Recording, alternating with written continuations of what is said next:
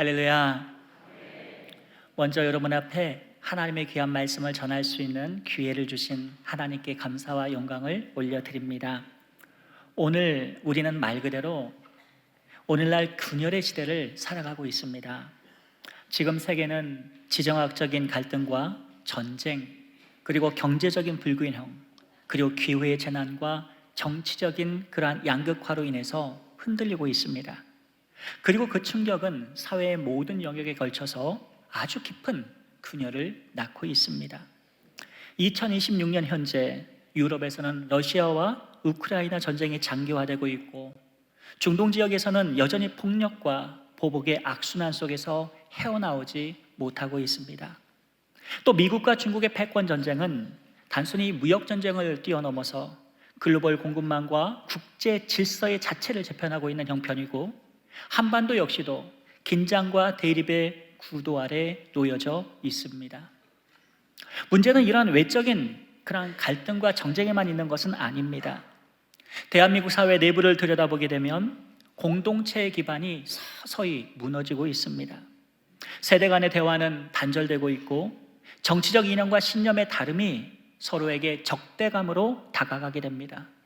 그리고 디지털 미디어의 확산은 공동체적인 삶을 단순히 개인의 취향과 정보의 그 거품 속으로 흩어놓고 말았습니다. 더구나 오늘날에는 이 가족이라는 가장 기본적인 그러한 인류의 공동체마저도 해체되고 있는 실정이고, 청년들은 미래에 대한 희망을 점점 잃어가고 고립과 불안에 시달리는 실정입니다. 가장 심각한 문제는 이런 사회적 갈등과 해체의 소용돌이 속에서 주님의 몸된 교회마저도 그런 불안과 혼란으로부터 이제 안전지대이다 라고 느껴지지 않는 분들이 나타난다는 것입니다. 세속주의 물결 속에서 신앙은 사회의 사적인 영역으로 밀려나가고 있고, 교회는 더 이상 이러한 공적인 윤리와 가치의 등대 역할을 감당하지 못한다는 세상의 평가를 받고 있습니다. 심지어 교회 안에서조차 내부적으로 갈등과 분열이 일어나고, 교리적인 그러한 착란과 혼란 현상, 그리고 선교적인 정체성이 상실되는 등의 많은 문제가 여기저기서 터져나오고 있습니다. 그래서 오늘날 많은 성도님들이 이렇게 묻습니다. 목사님, 지금 우리 교회는 어디를 향해 가고 있는 것입니까? 우리 교회가 존재하는 이유는 무엇입니까? 이처럼 절망의 시대에 교회가 해야 될 진정한 사명이 무엇입니까, 목사님?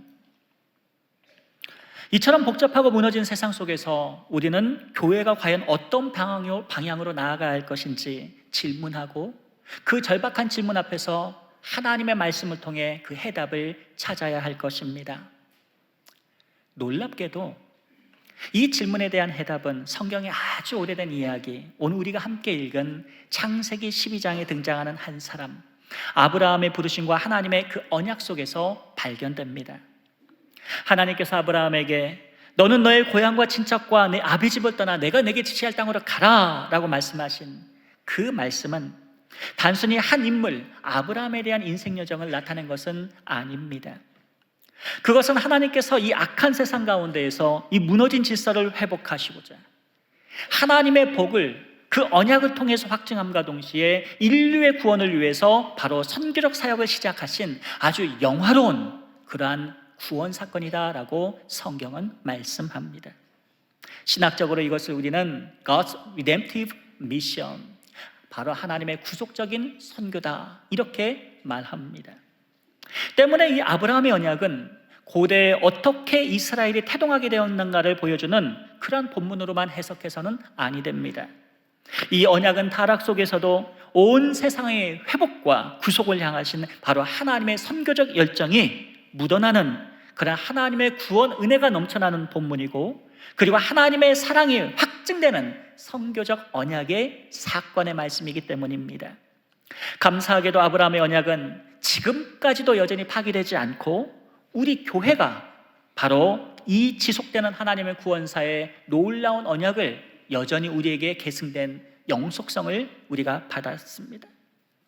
따라서 하나님께서 오늘날 우리를 향해 말씀하시는 너는 복이 될 것이고 너로 말미암아 모든 족속의 복을 얻을 것이라는 그 말씀이 오늘 원당교회 저와 여러분에게 모두에게 적용되는 귀한 은혜의 말씀이 되시기를 원합니다. 오늘 우리는 그런 의미에서 아브라함의 언약을 분명히 깨닫고 이 언약을 붙잡아야만 합니다. 따라서 오늘 말씀을 통해서 여러분이 이 아브라함의 언약의 주인공이 되시고 그 믿음의 언약을 계승하시고 그리고 하나님의 영광을 위해서 새 창조의 선교적 사명을 삶을 살아가시는 복된 주의 백성 되기를 주의 이름으로 축원을 드립니다. 그렇다면 우리는 오늘 말씀의 그 핵심적인 구문을 우리가 본문 주의를 통해서 한번 분석해 보도록 하겠습니다.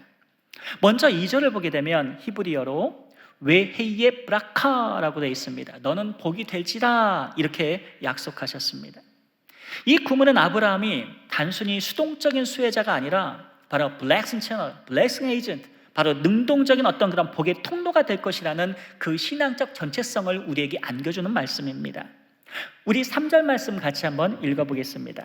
시작. 너를 축복하는 자에게는 내가 복을 내리고 너를 저주하는 자에게는 내가 저주하리니 땅의 모든 족속이 너로 말미암아 복을 얻을 것이라. 후반절에 보게 되면 땅의 모든 민족들이 너를 통해 복을 얻게 될 것이라 그랬습니다. 벤 니플렉 베카 그랬습니다. 너를 통해 복을 얻게 될 것이다. 그리고 콜 미시페코우트 모든 민족들이 그리고 하아다마 땅에 이 땅의 모든 민족들이 바로 아브라함 너를 통해서 복을 얻게 될 것이다 라고 하셨는데 동사가 바라크에 대한 이 히브리어 문법에 의하면 니팔 퍼펙트 완료형을 썼습니다. 3인칭 복수형을 썼습니다. 그러면 니팔형의 복수는 우리 한글 문법하고는 조금 국어 국문법하고는 조금 차이가 있습니다. 이 동사는 문법적으로 두 가지의 형태로 해석을 할 수가 있습니다. 하나의 형태는 수동태입니다. 수동태로 해석을 하게 되면 You will be the channel through which a blessing is given to a nation. 너를 통해서 아브라함아 모든 민족이 복을 얻을 텐데 너는 복의 통로가 될 거야. 이렇게 말씀합니다.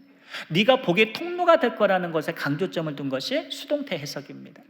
그리고 중간태로 반사태로 해석을 할 수가 있는데 중간태로 해석을 하게 되면 이렇습니다. All nations will bless themselves by you.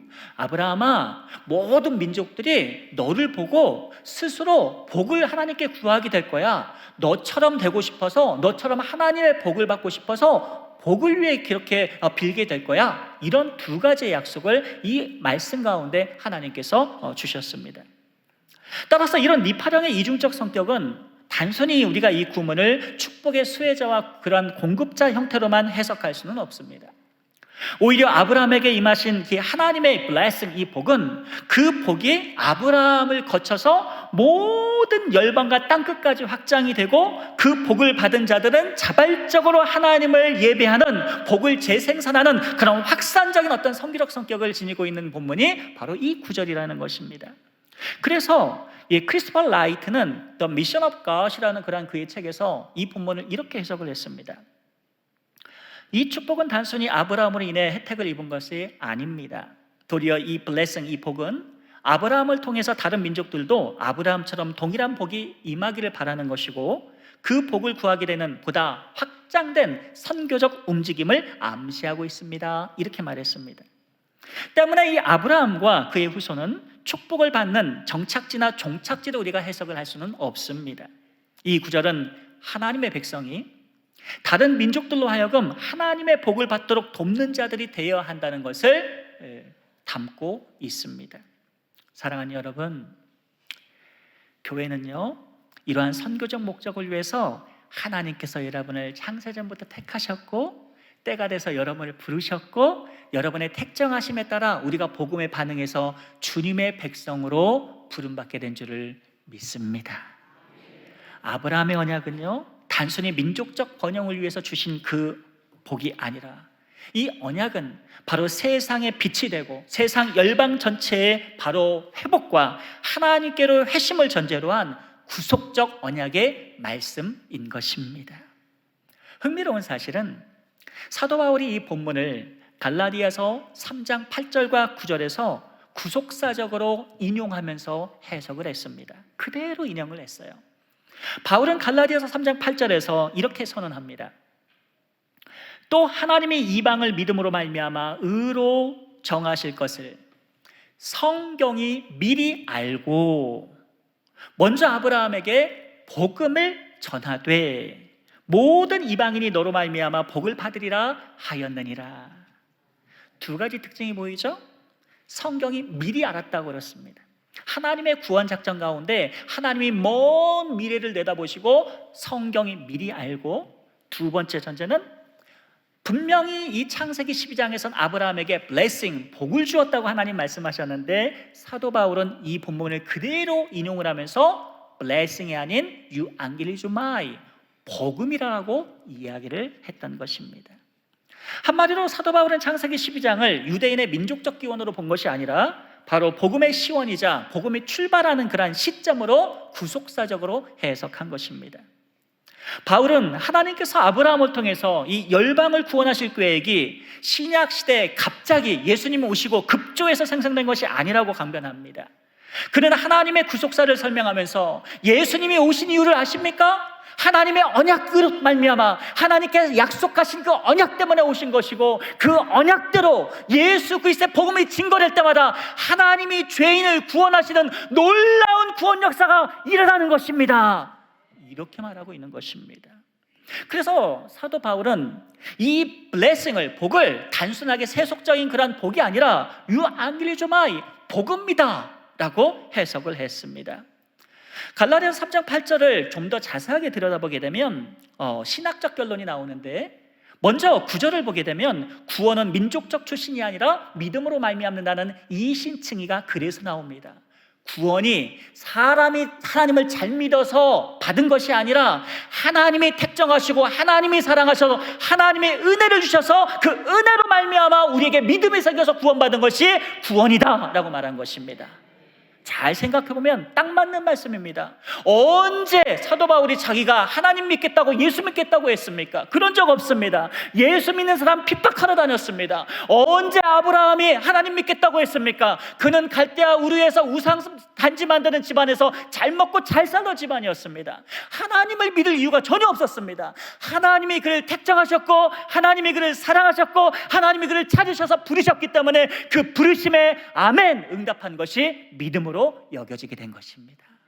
사랑하는 성도 여러분, 우리가 이 자리에 온 것은 우리가 하나님을 잘 섬기는 것 같지만 그것이 아닙니다. 하나님이 여러분을 사랑하셨고 하나님이 여러분을 택정하셨고 여러분이 부르셨으니까 우리가 거기에 반응해서 믿음으로 이 자리에 나오게 된 줄 믿습니다.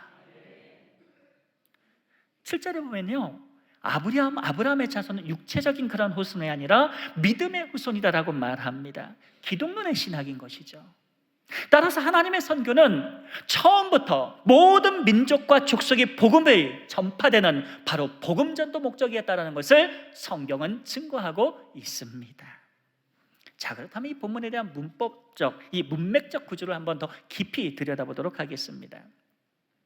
문맥 구조상 창세기 12장은 역사 따로 떨어진 독립적 사건으로 해석할 수는 없습니다.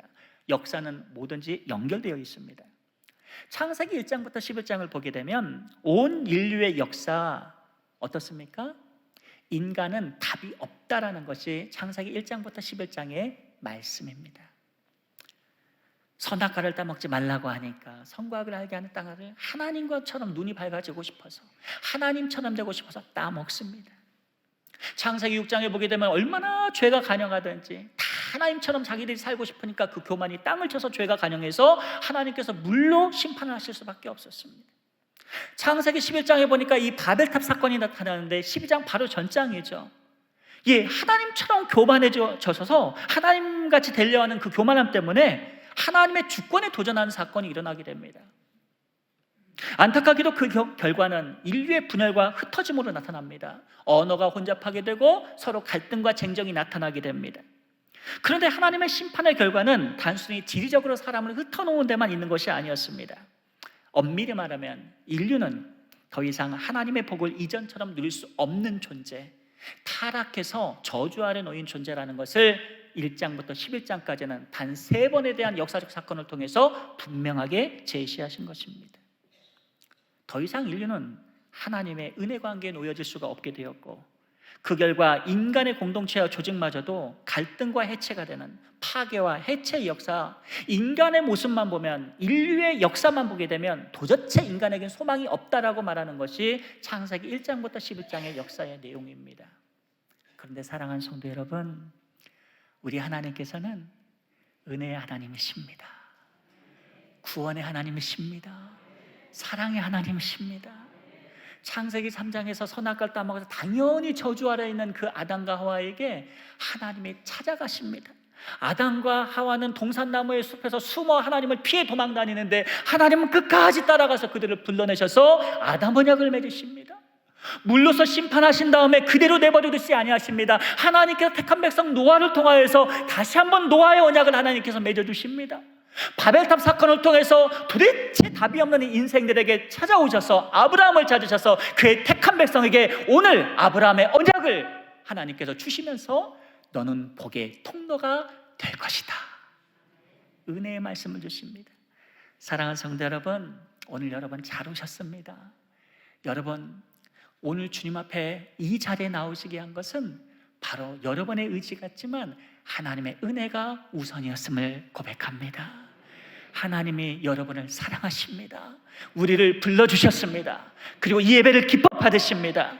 마찬가지로 창세기 12장에 대한 역사적인 해석은 모든 것이 인류의 역사를 봤을 때 끝이다라고 말한 그 순간 하나님께서 아니다 라고 말씀하시면서 그 진흙 같은 찰흙 같은 칠흑 같은 어둠 속에서 아브라함을 찾으시고 아브라함아, 너는 내 본토 친척 내 아비집을 떠나 내가 내게 지시할 땅으로 가라. 너는 그리고 복의 근원이 될 것이다 라고 약속을 해주신 것입니다. 한마디로 인류의 역사는 하나님의 심판으로 인한 흩어짐의 역사였다면 오늘 하나님의 구속사의 역사는 하나님께서 이 죄 가운데서 택한 백성을 불러내시고 그에게 언약을 주시고 그 복음을 주심으로 말미암아 이 복음을 믿는 자마다, 예수 그리스도를 믿는 자마다 구원받게 되는 놀라운 은혜를 선교적 사건을 통해서 오늘 말씀을 제시해 주신 것입니다. 자, 그렇다면 이 말씀의 교회를 향한 신학적인 적용, 왜 아브라함의 언약이 오늘날 우리 교회에 중요할까요? 어째서 우리는 창세기 12장 3절에 대한 바울의 갈라디아서 3장 8절의 구속자적 해석을 우리가 들어야 하는 것입니까? 오늘 말씀은 예수님의 사람들에게, 바로 우리 교회에게 바로 신앙적 정체성을 분명하게 새겨주기 위한 목적입니다. 우리는 종종 하나님을 믿으면서도 자꾸 복 받는데, 즉 복을 받아서 자꾸 쌓아 올리는데, 받는 데에 집중할 때가 있습니다. 하지만 하나님의 언약의 복은 모으는 데 있는 것이 아니라 바로 그 복을 나눠주는 데 있습니다. 복이 있는 자들은 나눠주게 됩니다. 예수 안에, 예수 믿는 이 복음이 이 영혼 안에 예수가 있으면 예수님을 증거하며 살아가게 됩니다. 한마디로 신앙의 삶의 목적은 복을 받는 데 있는 것이 아니라 하나님을 믿고 받은 그 은혜의 복을 나눠주는 삶, 이것이 바로 언약 백성의 본질이다라고 오늘 성경은 말씀하는 것입니다. 이 말씀이 우리에게 주는, 신앙생활하는 우리에게 주는 목회적 교훈은 적어도 다음에 세 가지가 될 것입니다. 첫째는 유대인과 같은 선민의식과 배타성을 우리 그리스도인들은 버려야만 합니다. 하나님께서 우리를 선택하신 이유는 우리의 특권을 위해서가 아니라 바로 하나님의 사명 때문에 우리를 특별히 사랑하셔서 택하시고 은혜 주신 줄 믿습니다. 역사적으로 우리 유대인들은 이 복음의, 이 본문의 3절 말씀을 가리켜서 이 자기 유대 민족만이 하나님의 복을 소유한다라는 선민주의로 해석을 했습니다. 하지만 사도 바울은 자신이 유대인임에도 불구하고 이러한 유대적인 그러한 해석 전제를 완전히 여지없이 깨트려버리면서 오히려 이 말씀이 바로 하나님이 주신 이 블레싱은 유대인이 독점할 독점물이 아니라 모든 열방들에게 나눠야 될 이 유앙겔리즘마이, 바로 복음이다 라고 해석을 했습니다. 그래서 교회는 반드시 복음 전도의 사명을 감당해야 된다, 그렇게 외친 것입니다. 그렇다면 오늘날 우리 교회는 어떠해야 합니까? 한국 교회는 유대인이 저질렀던 자기중심적인 신앙생활의 패턴을, 그 전철을 밟지 말아야 합니다.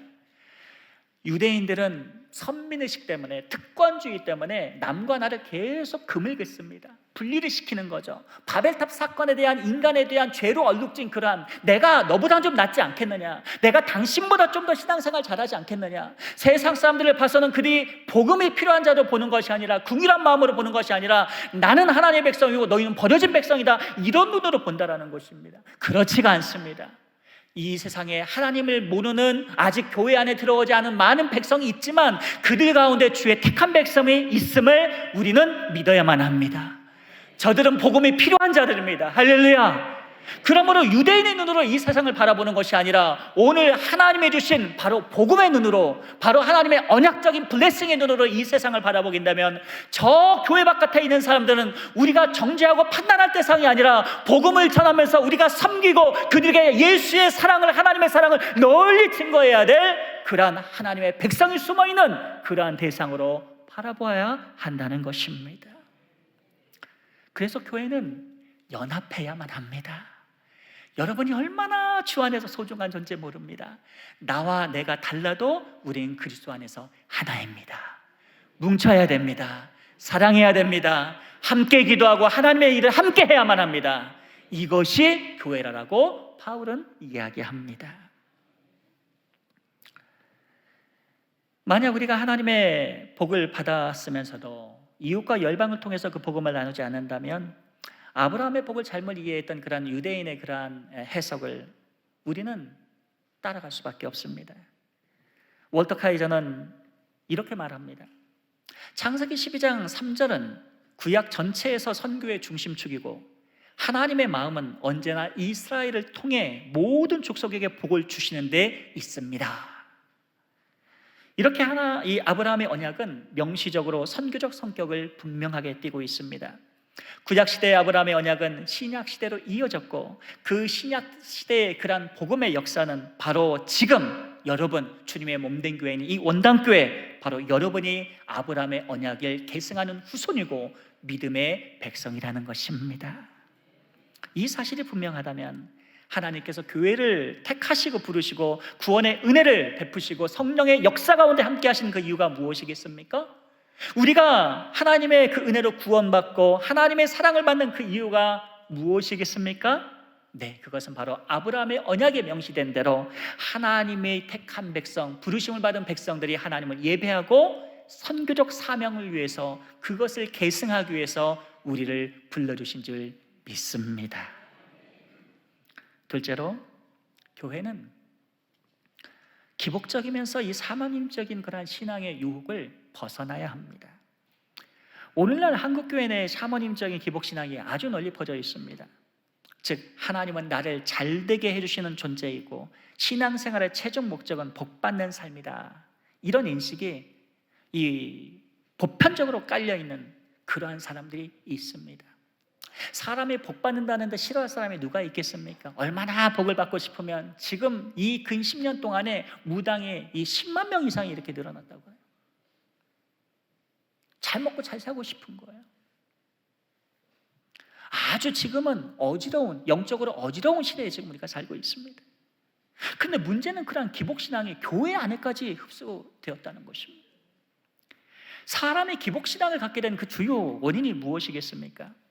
바로 하나님께서 아브라함을 통해 주신 이 블레싱을, 이 복을, 바로 이 복음이라는 하나님의 은혜의 말씀으로 채우는 하나님의 사랑의 복이 아니라, 이 선교적 사명의 복으로 인식하는 것이 아니라, 이 세상에서 잘 먹고 잘 되고 안전지대를 추구하는 인간의 기복적인 요소와 맞물려 있기 때문일 것입니다.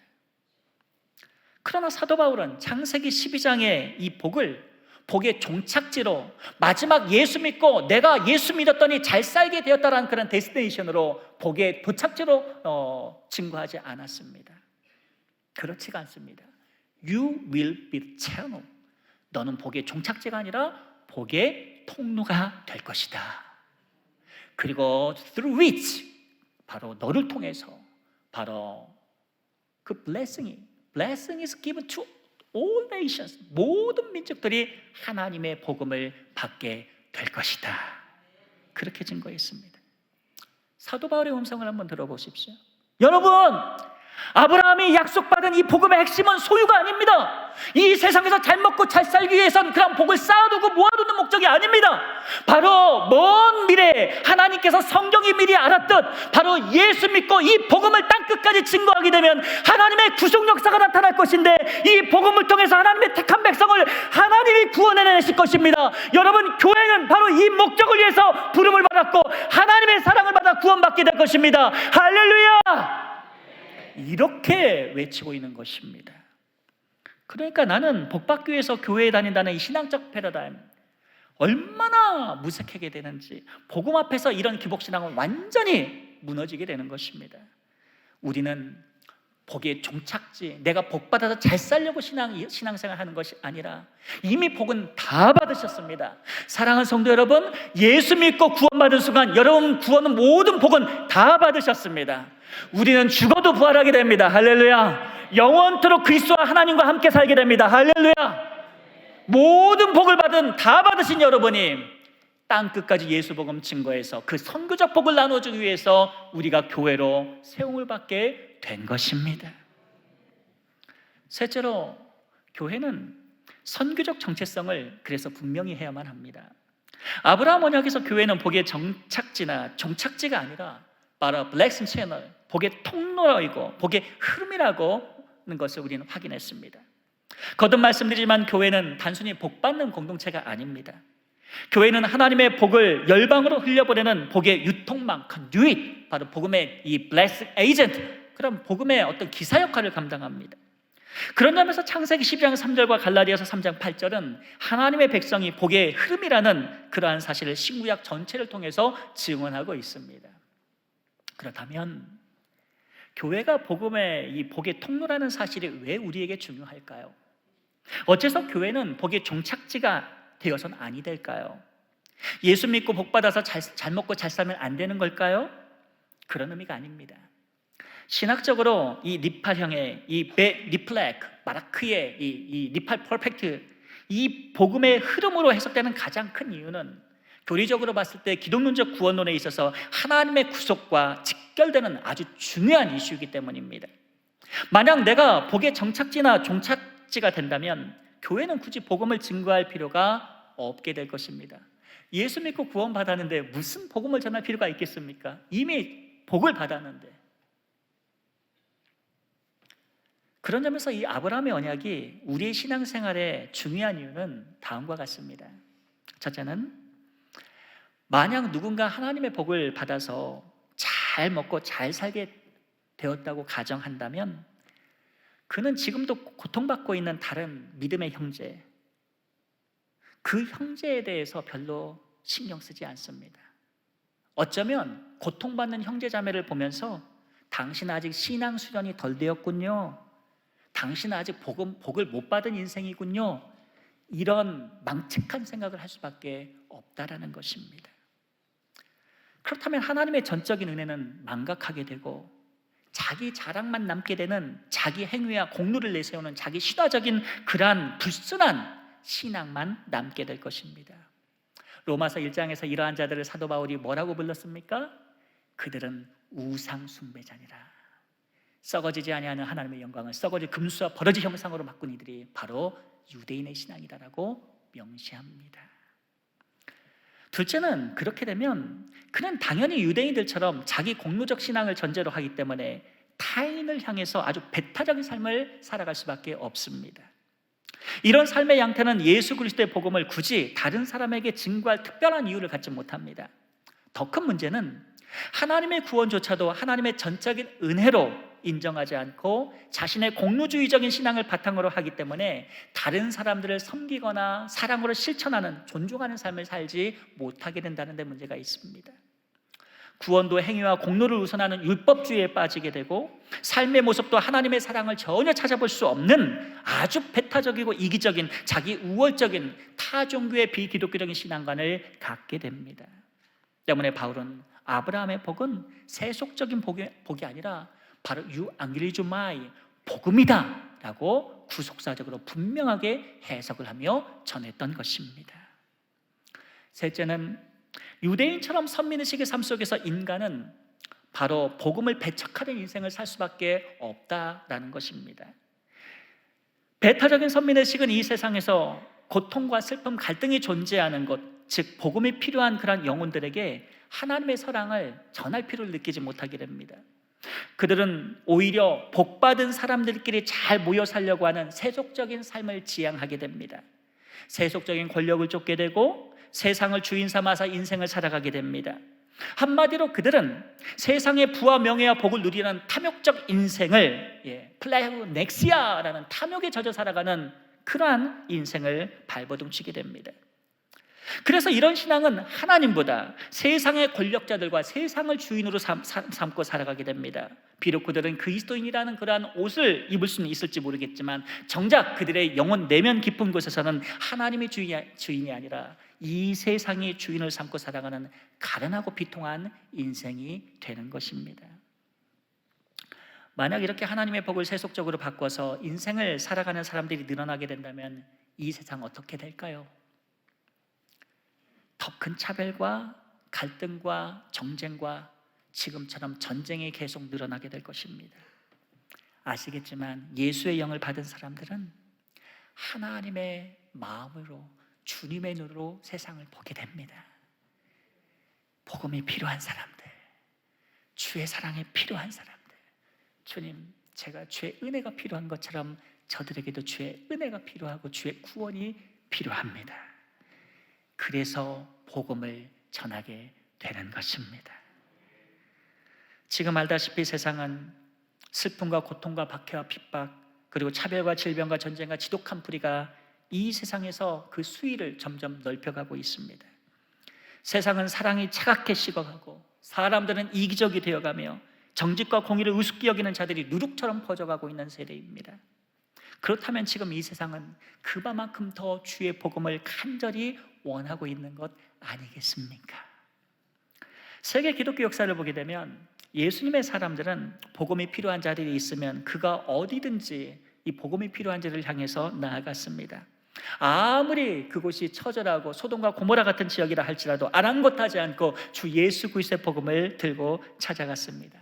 놀라운 사실은요, 복음을 전하면 하나님이 역사하십니다. 제가 신대원에서 한 3년 전에 SMTC를 좀 세웠습니다. GMS에서 하는 그런 LMTC를 지역교회에서 하는 그런 선교 훈련을 신대원들을 대상으로 했는데 처음 시작할 때 다 안 된다고 만류했어요. 저는 이상한 게 있어요. 남이 안 된다고 하면 더 하고 싶어져요. 했습니다. 놀랍게도 처음부터 확 원우들이 모이게 됐고 1기로 사이판을 다녀왔는데 거기에서 중국의 이주민들이 뭐 닭장처럼 조그만 원룸 앞에서 칸을 6개를 나눠가지고 그렇게 뭐 교도소보다도 못하게 이 고시원처럼 이렇게 살아가고 계시는 거예요. 들어가서 예수님 복음을 증거했더니 팡팡 우는 사람이 나타납니다. 그날 전에 하루 종일 복음 전하고 예배를 드리는데 그 자리에서 20명 이상이 결신을 하고 세례를 받아버렸어요. 근데 그 예수님의 복음을 듣고 이 세례를 받는데 그 가운데 있는 꽉 찬 성전에서 모두 다 눈물바다가 되는 것입니다. 그 자리에서 3-4명이 선교사로 헌신하겠다라고 작정한 친구들이 나왔습니다. 작년에 일본을 다녀왔습니다. 똑같은 역사가 일어났습니다. 작년에 필리핀을 다녀왔습니다. 얼마 안 올지 알고 준비를 했는데 2배 이상으로 그 전 너머에까지 소문이 나면서 지금도 복음을 필요로 하고 예수님의 택한 백성이 우리는 누군지 모르지만 복음을 전해보면 복음에 반응하는 사람들이 나온다라는 것입니다. 물론 거기에는 LED 등과 같은 분도 있고 형광등 같은 분도 계실지 모릅니다. 복음을 전하면 바로 반응하시는 분이 있지만 집에 가서 한참 있다가 복음을 깨닫는 분도 있어요. 시기와 때는 우리는 알 수 없지만 복음을 전하면 하나님의 택한 백성에게는 하나님이 역사하십니다. 우리 원당교회도 이 복음을 받아서 이 원당 지역에 주의 교회가 세워진 줄을 믿습니다. 그런 측면에서 이 사도 바울이 창세기 12장을 복음이라고 정의하는 데에는 분명한 이유가 있습니다. 그는 단순히 히브리어 문자적 해석을 뛰어넘어서 하나님의 구속사를 중심으로 본문을 성교의 중심의 축으로 해석을 했습니다. 한 개인의 열정이나 한 개인의 행위에 대한 믿음을 초점을 둔 것이 아니라 아브라함이 하나님의 말씀을 따라 순종한 것은 바로 구속사의 일환이고 복음의 시작의 초점이고 하나님의 구원이 어떻게 일어나는 것인지 보여주는 사건입니다. 이것이 그의 바울 서신에 전반적으로 깔려있는 바로 하나님의 구속사적 선교의 내용입니다. 그렇다면 이러한 하나님의 말씀 앞에서 우리는 질문해야 되지 않겠습니까? 우리는 복을 받는 것에 만족하는 사람일까요? 아니면 복을 흘려보내는 사람입니까? 우리 교회는 복음의 종착지로 여기는 사람들이 모인 것입니까? 아니면 복음을 땅끝까지 흘려보내는 선교적 물줄기를 위해서, 그것을 위해서 복음의 통로가 되기 위해서 모인 것일까요? 우리는 아브라함 언약의 계승자로서 정말 선교적 교회로 살아가고 있는 것일까요? 저는 이 원당교회를 보면서 너무 아침부터 큰 은혜를 받습니다. 선교사님이 세우신 교회, 지금도 멋지게 선교사역을 온 세상으로 복음을 흘려보내는 이 원당교회가 마지막 이 세상의 그런 빗줄기가 되어서 주의 복음을 증거하시는 주의 백성으로 귀하게 쓰임받는 여러분 천대까지 여러분 귀한 하나님 복음의 은혜가 여러분 가문을 통해서 넘쳐나는 그런 은혜가 되기를 원합니다. 이 시대에 우리가 던지는 중요한 사안들, 교회가 누구이고 교회는 이 땅에 왜 존재하고 교회는 하나님 백성으로서 무엇을 해야 하는가?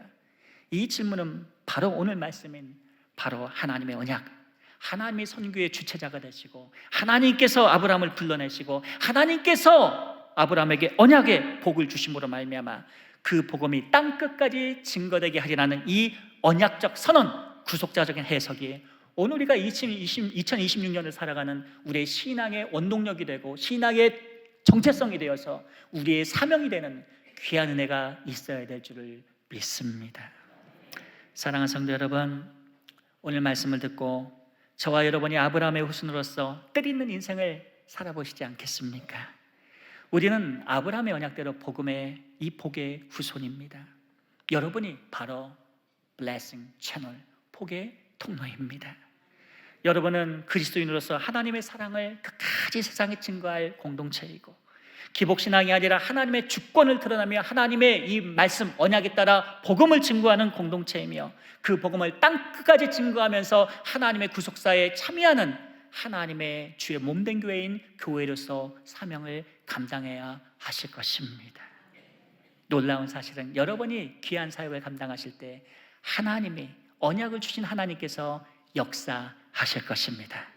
그러므로 오늘 말씀을 통해 여러분이 마지막 때까지 이 아브라함의 언약에 따라 순전한 믿음으로 성기적 삶을 누리시는 복 있는 하나님의 자녀가 되시길 주의 이름으로 축원을 드립니다. 하나님 감사합니다. 오늘 귀한 말씀에 따라서 우리가 복의 통로의 인생을 살아가게 하시고 주님 오실 때까지 복음을 증거하며 성기적 삶을 살아가는 주의 백성 다 되게 하여 주옵소서. 예수님의 이름으로 기도하옵나이다. 아멘.